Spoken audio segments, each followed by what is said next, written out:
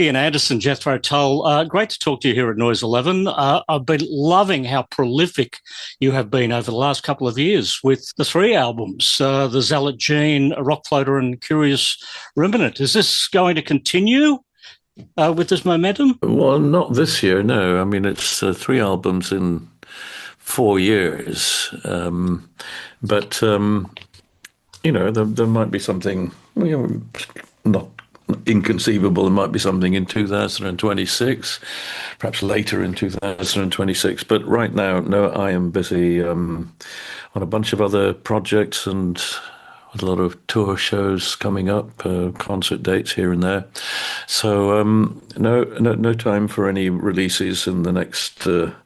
Because there are box set things coming out. We just did the Still Living in the Past album, and we shortly have another 2 box set re-releases planned during this year and next year. Oh, wow. What are the next 2 planned then? Not allowed to tell you. We'll get you back on those. They are in the early stages of preparation. But the danger is when you start telling people these things, and they think, "Oh, I can go out and pre-order it on Amazon or whatever." Well, you can't, because we're nowhere near that stage yet. Yeah, Still Living in the Past is absolutely incredible. There's so much footage on the box set for that. Do you just have this vault of unused material that has just been there for years? All the tapes and masters are things that they used to be in my possession, but it became increasingly worrying having all these analog master tapes, as well as digital material too, which was sitting in a non-environmentally correct room, not gathering dust, but gathering all kinds of nasty things that would ultimately cause the material to be unusable. So I consigned everything to Abbey Road originally, and it stayed at Abbey Road for a few years until Warner Music bought out the part of EMI that contained our catalogue, and now it all lives somewhere else. But it is that Warner's have it, as EMI did before them. A department who simply go and research all of this material, find the masters, find any associated material they can get elsewhere, that they can get rights to or license, and put it all together. So to a large degree, it's not actually done by me. I'm involved in all of it, but not doing the hard part of actually sourcing all the material. And then, of course, the remix is being done in surround sound and stereo, whether it's by Stephen Wilson or Bruce Sword, who's done quite a lot of things for us. It's all in the hands of others who not only have younger ears, but have a genuine enthusiasm for finding and developing and reworking all that old catalogue. Given 20 years ago, major record companies didn't care about the old catalogue. It wasn't important. It was just found money, really. So they didn't really invest any time and effort on utilising those assets fully. Now, in a dwindling physical market, record companies have to look at the value of their physical assets and find ways to monetize them, because there's so little money coming to them from streaming or other forms of conventional modern listening.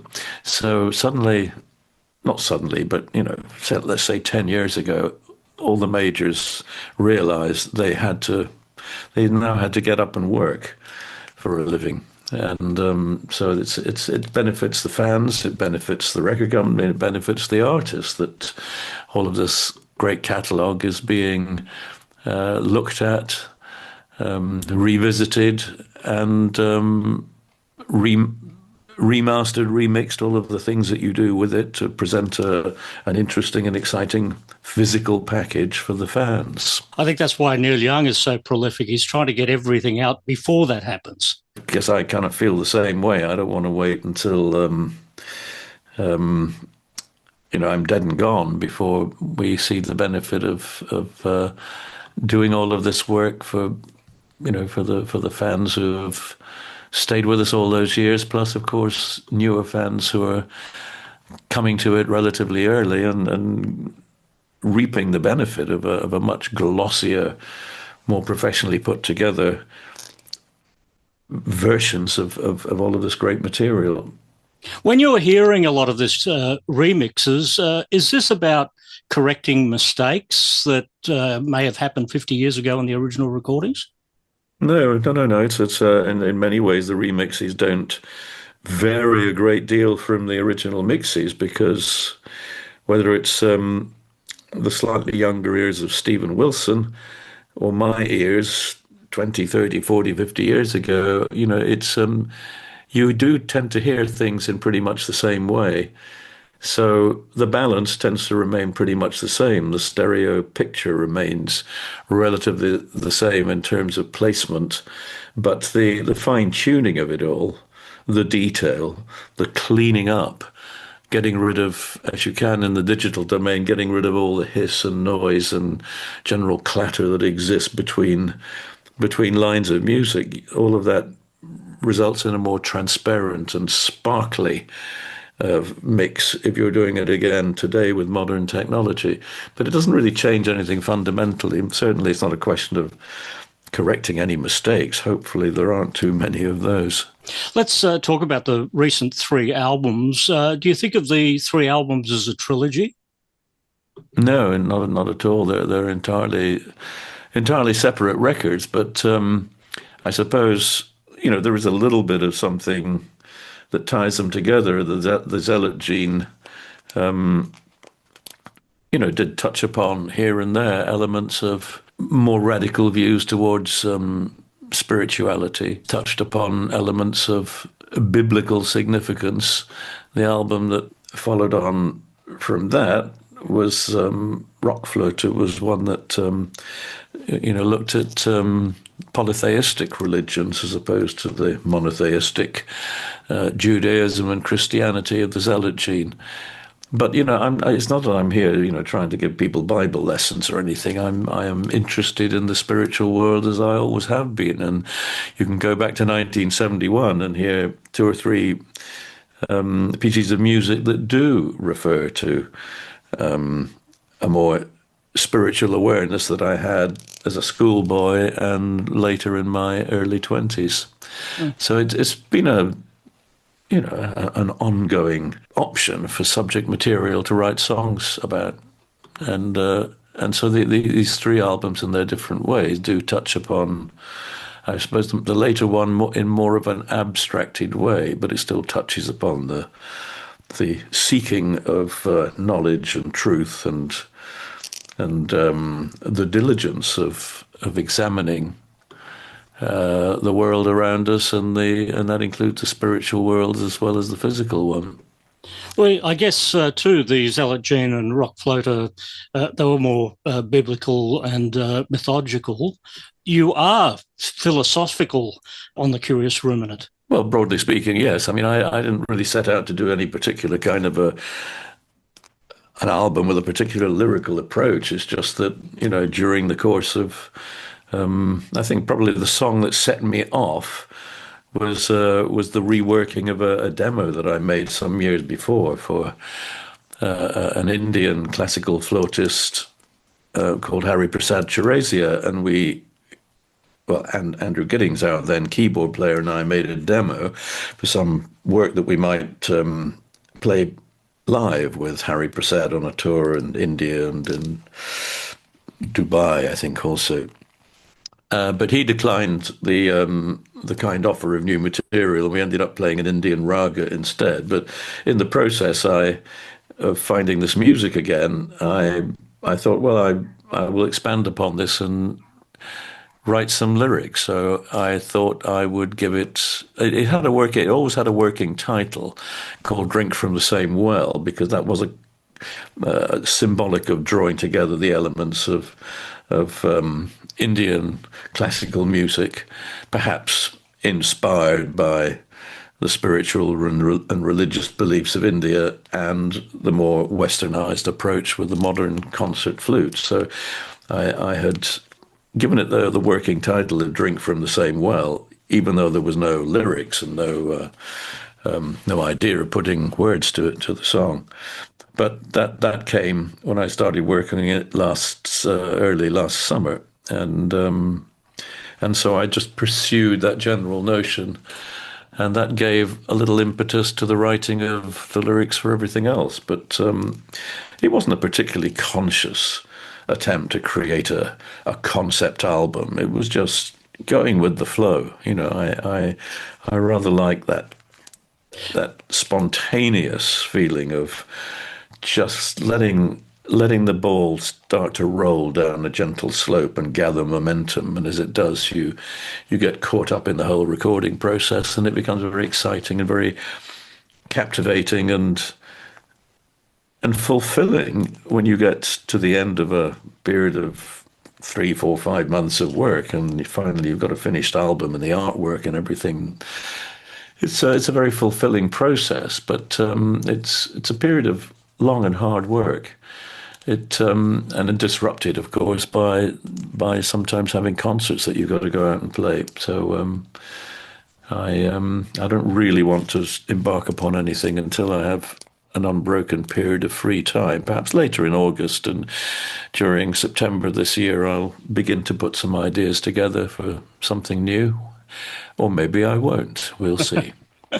Having that consistency of David Goodyear, John O'Hara and Scott Hammond across the 3 albums, having the consistent lineup of Jethro Tull in recent years, has that also created the consistency between those 3 albums? To a degree, yes. Although there have been on those 3 albums 3 different guitar players. Florian Opale, who had played with us for quite a long time, decided his touring days were over because he had made enough money to invest in his own recording studio, which he built from scratch near Munich in Germany. And so he decided to follow a different path, and also he had got married. And so he wanted a more settled existence, being a record producer and doing projects of his own, working from his studio, which is also a photographic studio since his wife is a photographer, and they live over the shop. So we lost Florian at the end of 2019, and he was replaced by Joe Parrish James, who arrived just in time for COVID. So he didn't really start work with us until the end of 2021, but recorded on the Rökflöte album. He was the guitar player. And then after a year and a half of doing a lot of tours, a lot of concert dates, Joe became increasingly unhappy with travel, particularly flying. He was suffering from a lot of claustrophobia and bad. I suppose in this rather woke world, you would say, he had mental health issues. It was he was finding it very difficult to get in a bus or a van or an airplane and be hemmed in for hours on end. And so he announced at the end of 2023 that he was reluctantly going to have to step aside. And so his bandmate in his own band, Jack Clark, who'd worked with us a few times, standing in for David Goodyear, playing bass guitar and also covering the keyboard parts when John O'Hara was not available. Jack knew a lot of the material and certainly knew the culture of the band and the way things worked. And so, being a very able guitar player in his own right, he stepped into Joe's shoes and has been playing with us since the beginning of 2024. I want to ask you about the song Over Jerusalem, the musical nod to Thick as a Brick in there. Was that a deliberate decision from you to sort of revisit the past? I've never actually thought of it in the context of having any heritage in the Thick as a Brick material. Certainly not lyrically, no. It's much of a very different topic. I visited Jerusalem a few times, and I've spent a lot of time reading about Jerusalem and its fundamental importance to the three Abrahamic religions, which it still holds today, in a very uneasy truce between Judaism, Islam, and Christianity. But when I say uneasy, it's more than just uneasy. It is, three sectors of society who are, from time to time, at each other's throats. So the troubled 5,000-year history of Jerusalem is a subject of, for me, of some sadness, remorse, and it would be easy just to push it to one side and say, "Oh, forget it, just let them get on with it." But I keep being drawn back to the current situation as well as the past as regards Jerusalem, because it is such an important, emblematic city, and its place, I hope, will become more secure in terms of its representation for the three societies who depend upon it, whether they are resident or whether they are the countless visitors that at least used to come to Israel on something of a pilgrimage, particularly Christians from all over the world would visit Jerusalem, being the heart of Christian history and Christian spirituality. But of course, it is equally so for Judaism. So it has had that place as a major force within the tourist industry that made it in many ways equal to the other famous tourist resorts like Paris and London and Prague and so on, and Venice. Jerusalem, and indeed some other parts of Israel, but mainly Jerusalem, was such a huge magnetic draw. But I doubt that there are many people planning holidays there right at this moment. And certainly, I have had to say to our promoter in Israel, for now, I don't see me coming back to perform in Israel. It's from many points of view, it is lighting a blue touch paper to go there and perform. And I've been there to perform many times, specifically to donate money to NGOs who support the inclusivity and particularly support human rights, particularly women's rights in Israel. But most importantly, for co-education of children of three different faiths, studying and learning together, in the hope that is a little glimmer of hope in an otherwise bleak future, that children do come up to respect each other through the learning process, and very often in music and the arts. So that's been the focus of my attention when I've been to Jerusalem during all but the first occasion I went there. And I wish more people could think like you. Well, I refuse to be bullied by idiots like, well, I won't mention their names, but those who, get hot and bothered saying that we should all boycott Israel. That's not the way that I felt about it. It seemed to me pointless to do that when you could go there, if you could go there and make some tiny difference, however tiny, then it fell very slightly on the side of being a positive way of paying a visit, as opposed to the many negative aspects of it.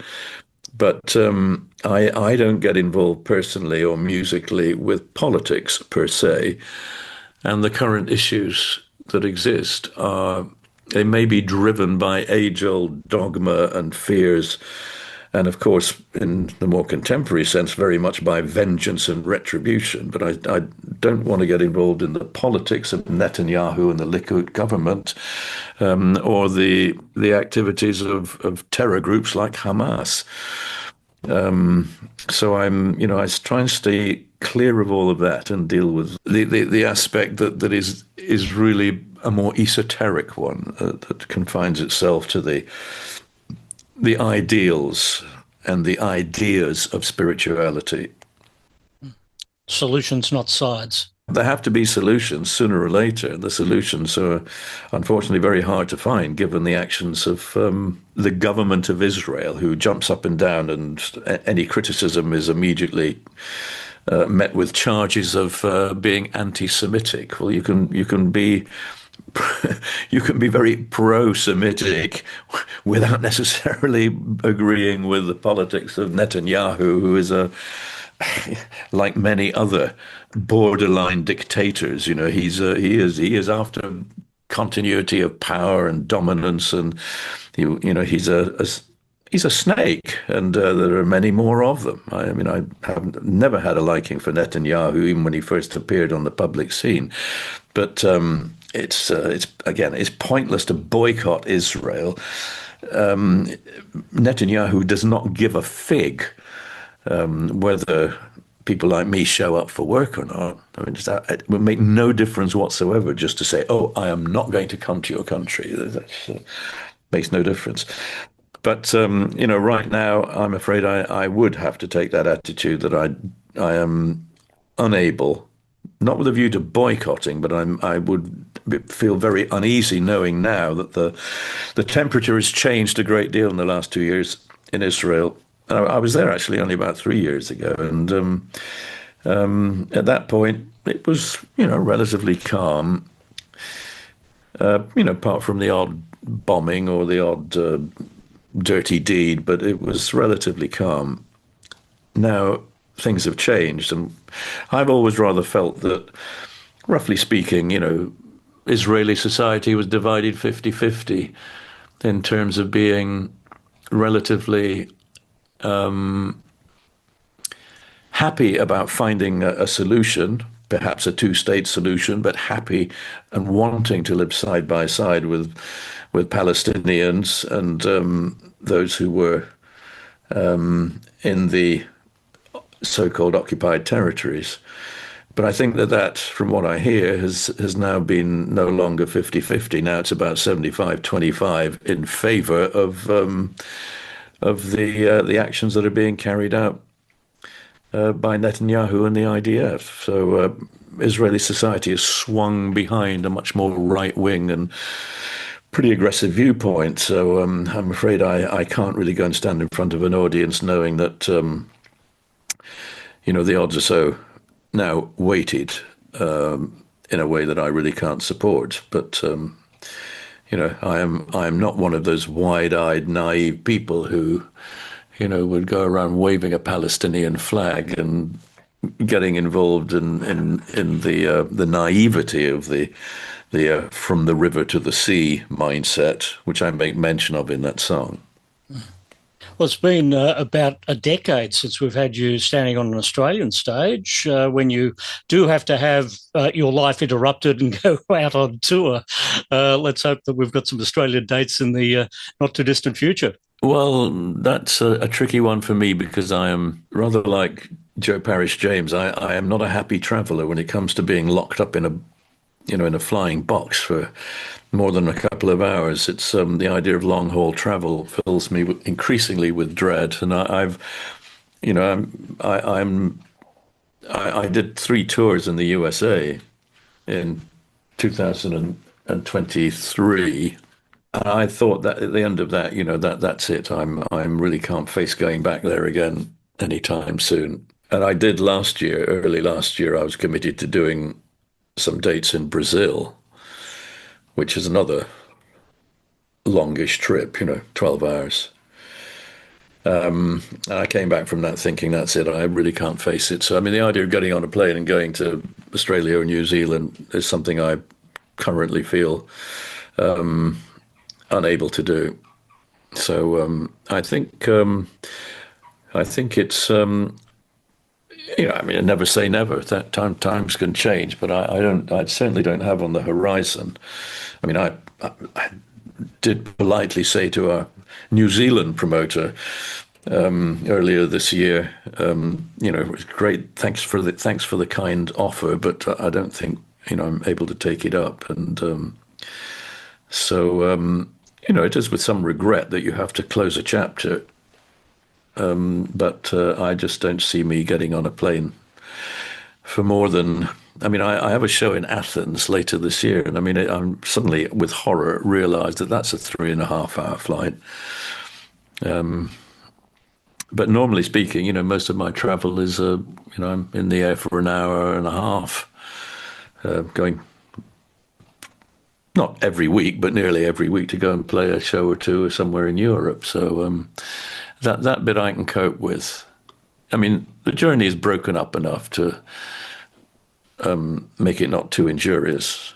But I don't live, for a start, very close to an airport, so you have to add in all the travel to airports, the waiting there, checking in, and all the rest of it, and into the actual time in the air. So it's a long day of travel, even to get to, say, if I was going to somewhere not too far away, like Prague, I would still have to be thinking in terms of from setting off from my home to checking into a hotel. I would have to be thinking about 7 hours. And it's 7 hours of, however you try to utilize that 7 hours, it does feel like 7 hours of your precious life that is rather wasted. And at my age, I don't really want to waste time when I could be doing something either more rewarding or more creatively profitable. Well, I have seen Jethro Tull numerous times over the decades. Thank you for some of the greatest live performances I have ever seen. So even if we don't get you down here, I've still got the memories of what I have seen in the past. Well, thank you very much indeed. And of course, our opportunities for providing interest for people through the box sets and new albums, etc., is it's an alternative. But I think I enjoy doing live concerts, and actually not this week, but next week I'm off to play a couple of shows in Germany, which are, one of which is a place I played before, which is in a very special setting, in a ruined castle, actually a ruined abbey next to a ruined castle. So I like the trips that I do, which are to places very often that are filled with elements of historical importance that deepen the experience. And it's hard to get excited about playing in a concrete sports arena, but we have to do quite a few of those as well. But at least on the upside, traveling around Europe, I do get to play in some really nice places, and hopefully some of them are not made of concrete. Anyway, but good to talk to you. Ian Anderson, a pleasure to have you here at Noise 11. Thank you. Great. Take care. Bye-bye now.